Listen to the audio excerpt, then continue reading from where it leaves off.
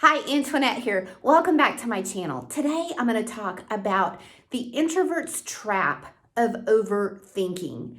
How this trap works, how it keeps them from moving forward, and how if you're an extrovert, you can better understand the way that introverts think. In fact, this is one of the reasons why introverts are so quiet, is because they're thinking all the time. They're thinking about the past. They're thinking about the present. And they're thinking about the future. It's an introvert's tendency to overthink. And as an introvert myself, I'm going to share with you some of the thoughts that go around in introverts' heads, the reason why they overthink, and how to avoid this trap if you find yourself overthinking. Now, overthinking can be a good thing because it protects us from making bad decisions.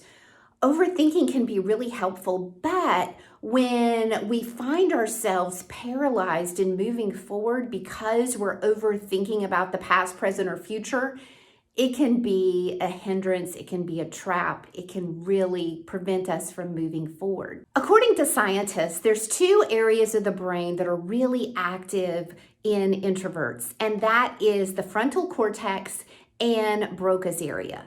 The frontal cortex is responsible for decision making, remembering, planning, problem solving, and Broca's area, that's where self-talk comes in. So knowing that this is just the way that introverts are naturally wired because those areas of the brain are so active, then naturally introverts are going to be more prone to overthinking than extroverts do. So once you're aware of the way that this is how you're naturally wired if you're an introvert, then being able to recognize that, yes, I am going to overthink and I can keep moving forward. There's no need to let my overthinking stop me. My overthinking is not a red stoplight telling me to stop. I'm going to overthink, but I should keep moving forward. So first of all, let me talk about the introvert's tendency to overthink the past. I saw a GIF one time on a social media feed, and it was a frog that was sitting under a faucet of water. And this faucet of water was just spilling down over his head, and the frog was just sitting there, staring off into distance with this water pounding on his head. And the caption read, "This is me in the shower thinking about all the stupid things I said in high school." I passed this on to some introverts who burst out laughing because they were saying, this is totally me. I can totally relate. I'm reliving the stuff that I said or did years ago. Sometimes it may be a social blunder. Sometimes maybe you said something really stupid. Maybe you did something embarrassing, or maybe you made a horrible mistake that you are regretting. The main thing is, yes, evaluate that experience. John Maxwell says we don't learn from our experiences, we learn from our evaluated experiences. So therefore, it's healthy to evaluate an experience and figure out, what can I do differently next time? Know that hindsight's always going to be 20/20, and use that evaluated experience to do better next time. With most everything in life, we get some kind of do-over.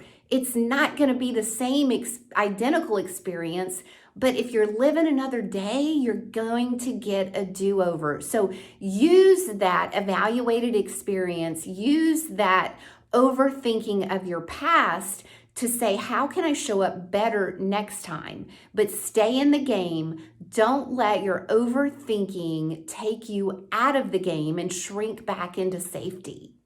Next, let's talk about overthinking the present. I talk to so many introverts who share with me that they hesitate speaking up because they maybe are afraid that they're going to interrupt somebody. Or maybe they're on a virtual meeting and they're not really sure when to speak up, and so they wait. It reminds me back of my days in college whenever the professor would ask a question and I would hesitate raising my hand because I would think, well, nobody else is raising their hand. Maybe the answer is not what I think it is because for me, it's coming so easy. And then somebody would raise their hand and the professor would pick that person and I would get so frustrated thinking, okay, I knew the answer all along. Sometimes it can be a missed opportunity. Maybe it's somebody that you wanted to connect with and that opportunity is now gone. Maybe it was a job opening that was for a very short period of time and you overthought it and you missed that opportunity. The main thing when you're overthinking the present is to realize there's never going to be a perfect timing for anything. If the opportunity is there, seize the opportunity. John Maxwell says that opportunities never look as good coming as they do going, and they wait for no one. So don't wait for perfect circumstances. When you find yourself starting to overthink in the present, just move forward anyway, despite your overthinking. And lastly, introverts tend to overthink the future. Introverts hate surprises, so they try to figure out every little detail to try to leave as little as to the unknown as possible. What might happen? What are the details that are going to happen? What do I need to know ahead of time? They want to try to figure everything out. I can totally relate to this because the more that we feel like we know, then the less of the unknown that's out there and the less that we have to figure out in the moment because we love to plan. We love to have everything figured out. However, knowing that most of the future is going to be a surprise. Most of the future is unknown until you get there. You see, pre-planning can be great because it can prevent us from making mistakes.